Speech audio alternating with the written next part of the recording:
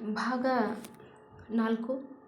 ಇಲ್ಲಿವರೆಗೂ ಸಾಹೇಬರು ಮತ್ತು ಸಾವ್ಕಾರ ಈರಪ್ಪ ಇವರ ನಡುವೆ ಮಾತುಕತೆ ಆಯಿತು. ಅದು ಬಸವಣ್ಣನವರ ಮೂರ್ತಿ ಕಂಚಿನದ್ದಾಗಬೇಕು ಅಂತ ಒಂದು ಸಾಹೇಬರಿಗೆ ಹೇಳ್ತಾರೆ. ಸಾಹೇಬರು ಬೇರೆ ಯಾರೂ ಅಲ್ಲ, ಇವರು ಸಿದ್ದಣ್ಣ ಅವರಾದ ಸಿದ್ದಣ್ಣನ ಅಣ್ಣ, ಅಂದರೆ ದೊಡ್ಡಪ್ಪನ ಮಗ ಆಗಿರ್ತಾರೆ. ಅವರು ಒಂದು ದೊಡ್ಡ ವ್ಯಕ್ತಿ. ಅವರ ಮೂಲಕ ಈ ಬಸವಣ್ಣನವರ ಮೂರ್ತಿಯನ್ನು ಮಾಡಿಸ್ಬೇಕು ಅಂತ ಒಂದು ಸಭೆ ಆಗುತ್ತೆ. ಏಕೆಂದರೆ ಅವರು ಎಲ್ಲದಕ್ಕೂ ಕೂಡ ದಾನ ಧರ್ಮ ಅಂತ ಹೋಗಿರ್ತಾರೆ. ಒಂದು ಸಮಾಜದ ಒಳ್ಳೆಯ ಕಾರ್ಯಗಳನ್ನು ಮಾಡ್ತಾ ಇರುವಂಥ ವ್ಯಕ್ತಿ. ಹಾಗಾಗಿ ಅವರಿಗೆ ಈ ಒಂದು ಬಸವಣ್ಣನ ಮೂರ್ತಿಯನ್ನು ಕಂಚಿದ್ದೇ ಮಾಡಿ ಅಂತ ಊರಿನವ್ರು ಹೇಳ್ತಾರೆ. ಅದಕ್ಕೆ ಒಪ್ಪಿಕೊತಾರೆ. ಇಲ್ಲಿಗೆ 3ನೇ ಭಾಗ ಮುಗೀತು. ಈ 4ನೇ ಭಾಗ ಪ್ರಾರಂಭಿಸೋಣ. ದೈವದವರು ಹಸನ್ಮುಖಿಗಳಾದರು. ಚಹಾ ತಂದರು. ಚಹಾ ಕುಡಿದು ಸಾಹೇಬ್ ಎಲ್ಲರಿಗೂ ನಮಸ್ಕಾರ ಹೇಳಿ ಎದ್ದು ಕಾರು ಹತ್ತಿದ. ಕಾರು ಕೇರಿ ಕಡೆಗೆ ಮುಖ ಮಾಡಿತ್ತು. ಕಾಕ ಬಾ, ಮನೆ ತನಕ ಬಿಟ್ಟು ಹೋಗ್ತೀನಿ ಎಂದು ನನಗೆ ಕರೆದ. ನಾನು ಖುಷಿಯಿಂದ ಹೋಗಿ ಕಾರಲ್ಲಿ ಕೂತೆ. ಕಾರು ಚಲಿಸಿತು. ಸಾಹೇಬನ ಜೊತೆಗೆ ಬಂದಿದ್ದ ಗೆಳೆಯರು, ಏನು ಸಾಹೇಬ್ರ, ನೀವು ಪಂಚಲೋಹದ ಬಸವಣ್ಣ ಮೂರ್ತಿ ಕೊಡಾಕತ್ತೀರಿ, ಅದಕ್ಕೇನ್ರಿ? ಅದಕ್ಕರೆ ಅವರು ಜಾತಿ ಬಿಡಬೇಕಿತ್ತು. ಚಹಾ ತಮಗ ಪ್ಲಾಸ್ಟಿಕ್ ಕಪ್ನ್ಯಾಗ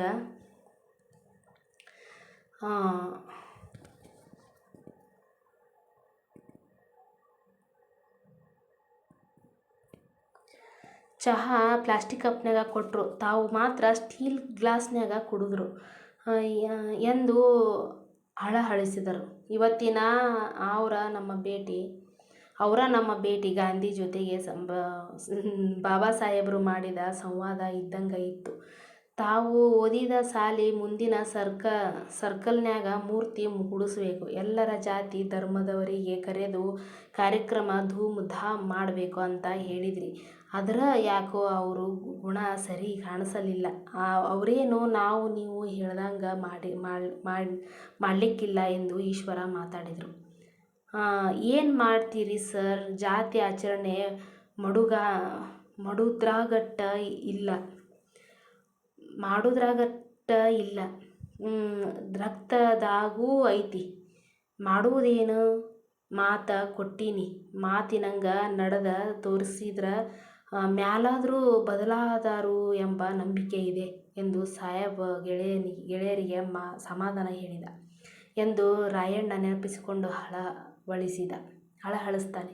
ಇದನ್ನು ಸಿದ್ದಪ್ಪ ಅವರು ಸಾಹೇಬರ ಒಂದು ಘಟನೆಯನ್ನು ಸಿದ್ದಪ್ಪನಿಗೆ ಇವರು ರಾಯಣ್ಣ ತಂದೆ ಹೇಳ್ತಾ ಇರಬೇಕಾದ್ರೆ ರಾಯಣ್ಣ ಅವರು ಸಿದ್ದಪ್ಪಗೆ ಈ ಥರ ಆಯಿತು ಅಂತ ಹೇಳ್ತಾನೆ.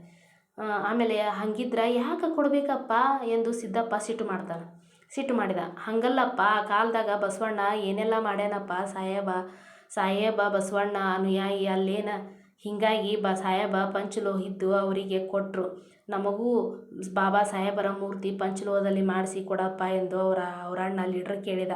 ಸುಮ್ಮನೆ ಕೇಳಲಿಲ್ಲ, ನಾನು ಒಂದಿಷ್ಟು ರೊಕ್ಕ ಕೊಡ್ತೀನಿ ಎಂದು ಒತ್ತಾಯ ಮಾಡಿದ. ಅದಕ್ಕೂ ಸಾಹೇಬ ಆಗಲಿ ಎಂದು ಒಪ್ಪಿಕೊಂಡ. ಊರಲ್ಲಿ ಸಾಹೇಬ ಓದಿದ ಶಾಲೆ ಎದುರಿನ ಸರ್ಕಲ್ನಲ್ಲಿ ಮೂರ್ತಿ ಕೊಡಿಸ್ತಾರಂತ ಮುಸ್ಲಿಂ ವ್ಯಾಪಾರಿಗಳ ಮುಂಗಡಿ ಇದ್ದು ಜಾಗ ಹತ್ತಿ ಇತ್ತು. ಸಾಹೇಬರ ಮುಖ ನೋಡಿ ತಮ್ಮ ಅಂಗಡಿಗಳು ಇದ್ದ ಜಾಗದಿಂದ 4 ಮೊಳ ಹಿಂದಕ್ಕೆ ಸರಿಸಿದ್ರು. ಯಾರ ತಕರಾರು ಮಾಡಲಿಲ್ಲ. ಕೇರಿ ಸೇದು ಬಾವಿ ಮ್ಯಾಲೆ ಅಂಬೇಡ್ಕರ್ ಮೂರ್ತಿ, ಸಾಲಿ ಸರ್ಕಲ್ನ್ಯಾಗ ಬಸವಣ್ಣನ ಮೂರ್ತಿ ಸ್ಥಾಪನೆಗೆ ಅಧಿಕೃತ ಠರಾವು ಆತಪ್ಪ. ಮೂರ್ತಿ ನೀವ ಯಾರರೇ ಹೋಗಿ ತರ್ತೀರಿ, ನಾನ ಕಳಿಸುವ ವ್ಯವಸ್ಥೆ ಮಾಡಲಿ ಎಂದು ಸಾಹೇಬ ಹೇಳಿದ. ಮೂರ್ತಿ ಬರುತನಕ ನಿತ್ಯ ಸಾಹೇಬರ ಗುಣಗಾನ ಊರಲ್ಲಿ ನಡೀತಿತ್ತು. ನೀವ ಕಳಿಸ್ರಿ ಎಂದು ಹೇಳಿದರು. 2 ಮೂರ್ತಿ ಬಂದ ಕಾರಿನ್ಯಾಗ ಬಂದುವಪ. ಮೂರ್ತಿ ಸ್ವಾಗತ ಮಾಡಲಿಕ್ಕೆ ಬಾಜಾ ಭಜಂತ್ರಿ ಡೊಳ್ಳು ಅಲಗೆ ಮೇಳಗಳು ಸಿದ್ಧವಾಗಿ ನಿಂತಿದ್ವು. ಹೆಣ್ಣು ಮಕ್ಕಳು ನೀರು ಹಾಕಿ ಸ್ವಾಗತಿಸಲು ರೆಡಿಯಾಗಿದ್ರು. 2 ಮೂರ್ತಿಗಳ ಮೆರವಣಿಗೆ ಮಾಡ್ತಾರಂತ ನಾವು ಅನ್ಕೊಂಡ್ರ ಬಸವಣ್ಣನ ಮೂರ್ತಿ ತಮ್ಮ ಎತ್ತಿನ ಬಂಡಿಯಲ್ಲಿ ಇಟ್ಕೊಂಡು ಮೆರವಣಿಗೆ ಮಾಡ್ಕೊಂಡು ಹೋದರು. ನಾವು ಬಾಬಾ ಸಾಹೇಬ್ರ ಮೂರ್ತಿ ಹೊತ್ತು ತಂದು ಲೀಡ್ರ್ ಮನ್ಯಾಗ ಇಟ್ವೇನಪ್ಪ ಎಂದು ರಾಯಣ್ಣ ಕ್ಷೀಣ ಧ್ವನಿಯಲ್ಲಿ ಉಲಿದ. ಇದೆಂಥ ಅಪಮಾನಪ ಎಂದು ಸಿದ್ದಪ್ಪ ಹಳಹಳಿಸಿದ.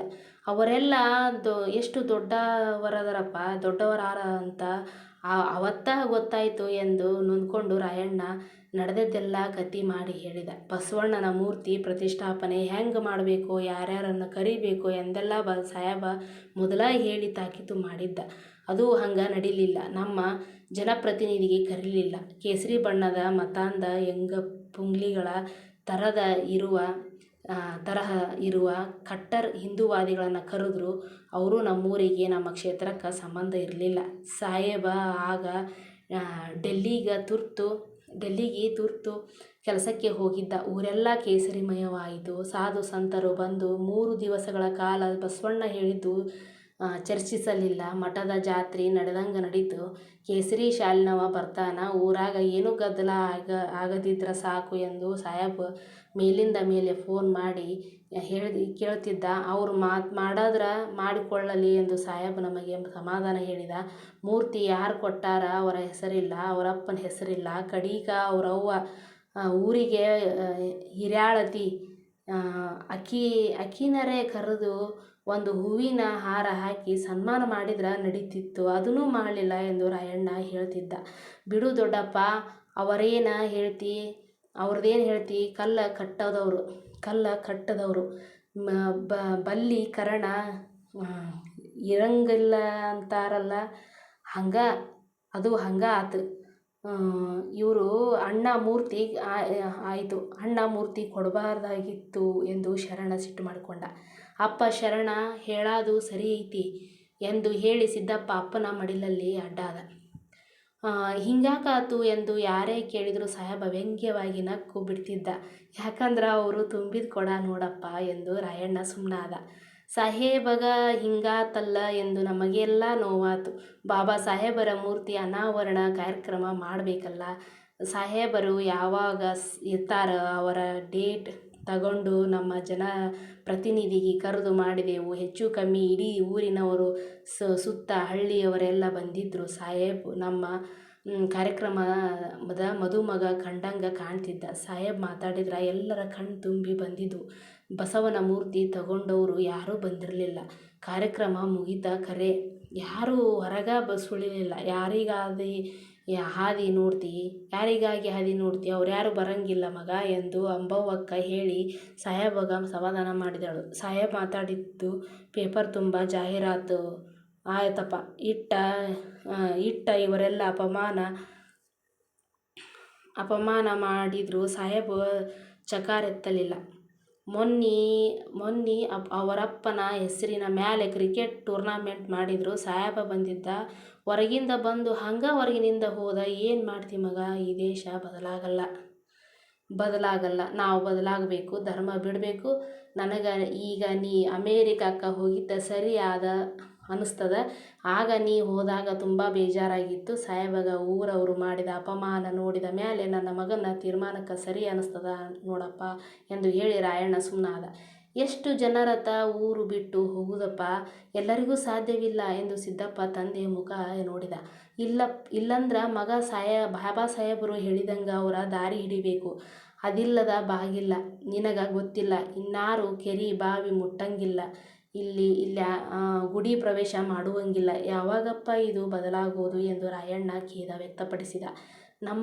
ನಮ್ದೇನೋ ಕಾಲ ಮುಗೀತು, ಹೇಳಾಕ ನೋವಾಗ್ತದ.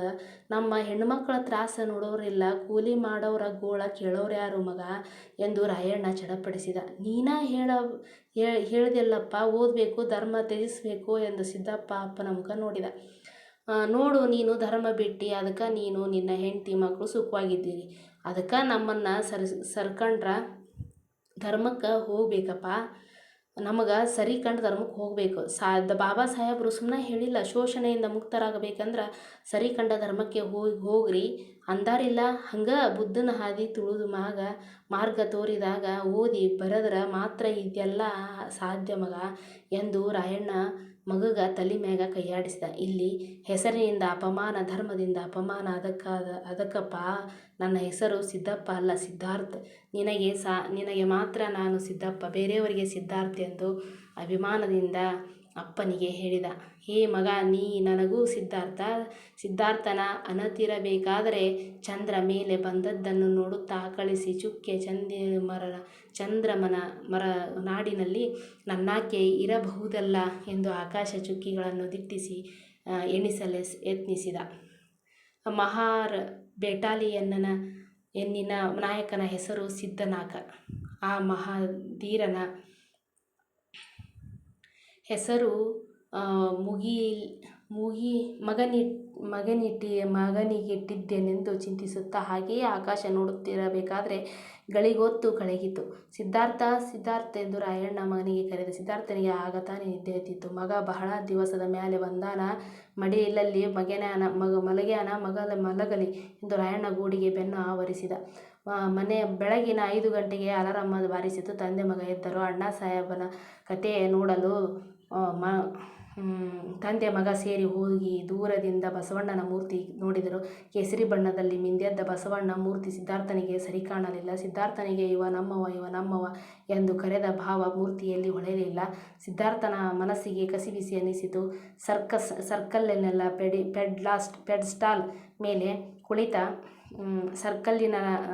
ಪೆಡ್ಸ್ಟಾಲ್ ಮೇಲೆ ಕುಳಿತ ಬಸವೇಶ್ವರ ಬಸವಣ್ಣನಾಗಿ ಬಂದು ಜಾತಿ ಸಂಕೋಲೆಗಳಲ್ಲಿ ನನ್ನನ್ನು ಬಂಧಿಸಿದ್ದಾರೆ ಎಂದು ಹೇಳಿದಂತೆ ಸಿದ್ಧಾರ್ಥನಿಗೆ ಭಾಸವಾಯಿತು. ಅಣ್ಣ ಬಸವಣ್ಣ ಎನ್ನುತ್ತಾ ಎದ್ದು ನೋಡುತ್ತಾನೆ.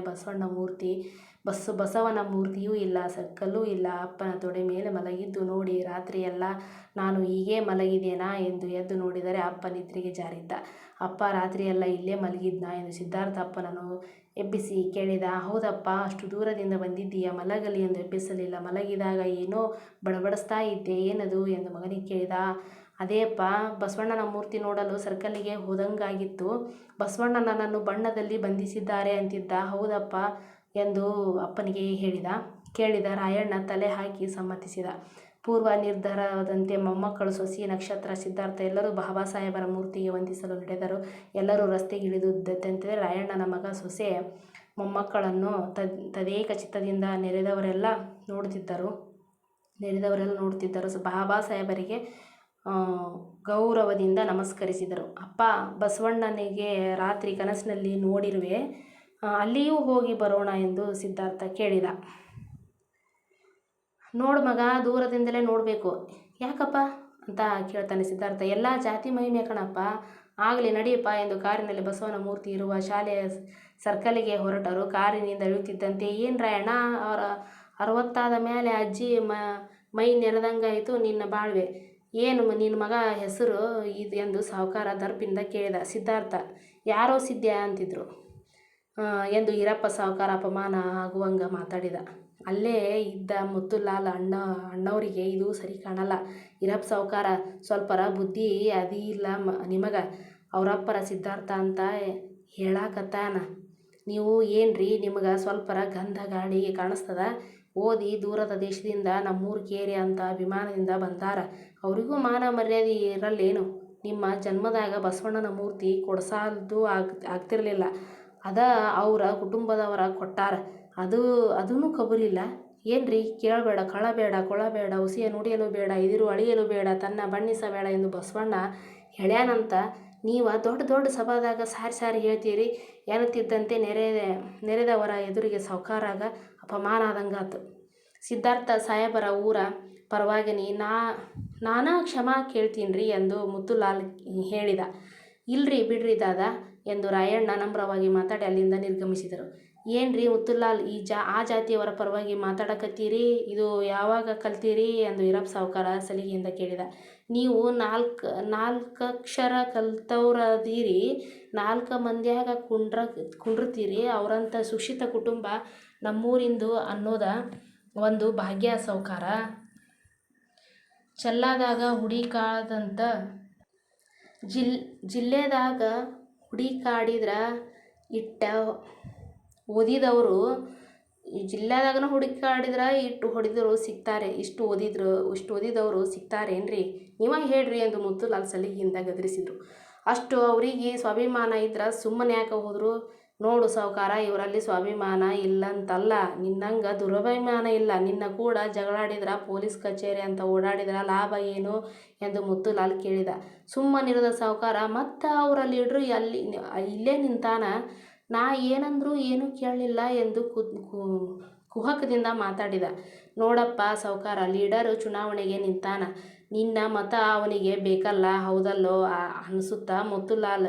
ಕೋಳಿ ಕಾಲಿಗೆ ಗೆಜ್ಜೆ ಕಟ್ಟಿದಂಗಾಯಿತು ಎಂದು ಮಾರ್ಮಿಕವಾಗಿ ನುಡಿದ. ಅಲ್ಲಿ ನೆರೆದವರ ಹೌದೆಂದು ಮುತ್ತುಲಾಲ್, ನಿಮ್ದ ಸರಿ ಅದ. ಬಸವಣ್ಣನ ಮೂರ್ತಿ ಉದ್ಘಾಟನೆ ಮಾಡುವಾಗ ಮೂರ್ತಿ ಕೊಟ್ಟೋರಿಗೆ ಬಿಟ್ಟು ಮಾಡಿದ್ದು ನಮ್ಮ ಸಣ್ಣತನ ತೋರಿಸ್ತು. ನಮ್ಮ ಮುಂದೆ ಅವರ ದೊಡ್ಡರಾದ್ರು. ನೋಡ್ರಿ ಸಾವುಕಾರ, ನಮ್ಮ ಜನ್ಮದಾಗ ನಾವು ನಮ್ಮ ಮಕ್ಕಳು ಇಂಗ್ಲೆಂಡ್ ಅಮೇರಿಕಾದಾಗ ಹೋಗ್ತೀವೇನ್ರಿ? ಅವರಿಂದ ನಮ್ಮೂರಿಗೆ ಹೆಸರ ಬಂದದ. ನಮ್ಮಿಂದ ಅವ್ರಿಗೇನಾದರೂ ಲಾಭ ಇಲ್ಲ. ಅವ್ರಿಗೇನೂ ಲಾಭ ಇಲ್ಲ. ನಾವು ಅವರಿಗೆ ಬರೀ ಅವಮಾನ ಮಾತ್ರ ಕೊಟ್ಟಿದ್ದೆವು. ಅದರಿಂದ ನಮ್ಮೂರಿಗೆ ಲಾಭ ಹೆಚ್ಚದ. ನಡೀರಿ, ಚಲೋ ಅದೀರಿ ಎಂದು ಹೇಳ್ತಿದ್ದಂತೆ ಎಲ್ಲರೂ ನಿರ್ಗಮಿಸಿದರು. ಇತ್ತ ಸಿದ್ಧಾರ್ಥ ಅಣ್ಣ ಸಾಹೇಬನ ಸಾಧನೆ ಕೇಳಿ ಆನಂದಿಸಿದ. ಒಂದೆರಡು ದಿನ ಕಳೆದು ಕೇರಿಯವರೊಂದಿಗೆ ಪ್ರೀತಿ ಅಪಮಾನದಿಂದ ಬೆರೆತು ಮತ್ತೆ ದೂರದ ಅಮೆರಿಕಕ್ಕೆ ಪ್ರಯಾಣ ಬೆಳೆಸಿದರು. ದೂರದ ಊರಲ್ಲಿ ಜಾತಿ ಅಸ್ಪೃಶ್ಯತೆ ಮರೆತು ಬಾಳುತ್ತಿದ್ದ ಮಗನಿಗೆ ಕರೆದು ಜಾತಿ ನೆನಪಿಸಿ ಹೃದಯಕ್ಕೆ ಗಾಯ ಮಾಡಿದಂತಾಯಿತು ಎಂದು ರಾಯಣ್ಣ ಕಾರು ಹೋದ ದಾರಿಯನ್ನೊಮ್ಮೆ, ಬಾಬಾ ಸಾಹೇಬರ ಮೂರ್ತಿಯನ್ನೊಮ್ಮೆ ನೋಡುತ್ತಾ ನಮ್ಮ ಪೂರ್ವಸೂರಿಗಳಾದ ಸಿದ್ಧಾರ್ಥ, ಸಿದ್ಧನಾಕ, ಬೋಧಿ ಸತ್ವರ ಚಿಂತನೆಗಳು ಮಗನಿಗೆ ಶಕ್ತಿ ತುಂಬಲಿ ಎಂದು ಹರಸುತ್ತಾ ಸೂರ್ಯನ ದಿಕ್ಕಿಗೆ ಮುಖ ಮಾಡಿದ. ಇಷ್ಟು ಕತೆ ಪೂರ್ಣವಾಯಿತು. ಕೋಳಿ ಕಾಲಿಗೆ ಗೆಜ್ಜೆ ಅಂದರೆ ಅಸ್ಪೃಶ್ಯತೆ ನಾವು ಹೋಗಲಾಡಿಸಬೇಕೆಂದರೂ ಕೂಡ ಅದು ಹೋಗೋದಿಲ್ಲ. ಅದು ರಕ್ತದಲ್ಲಿ ಕರಗತವಾಗಿ ಬಿಟ್ಟಿದೆ ಅಂತ. ಇದು ಜಾತಿ ಹೇಗೆ ಚರ್ಮ ಹೇಗೆ ಬೆಳೀತಾ ಹೋಗುತ್ತೋ ಅದೇ ಥರ ಜಾತಿ ವೈಷಮ್ಯತೆ ಬೆಳೀತಾ ಹೋಗುತ್ತೆ. ಜಾತಿಯನ್ನು ಕಿತ್ತೋಗೋಕ್ಕೆ ಆಗಲ್ಲ ಎಂಬ ಒಂದು ನಿಲುವನ್ನು ಈ ಒಂದು ಕಥಾಭಾಗದಲ್ಲಿ ನಾವು ಕಾಣುತ್ತೇವೆ. ಧನ್ಯವಾದಗಳು.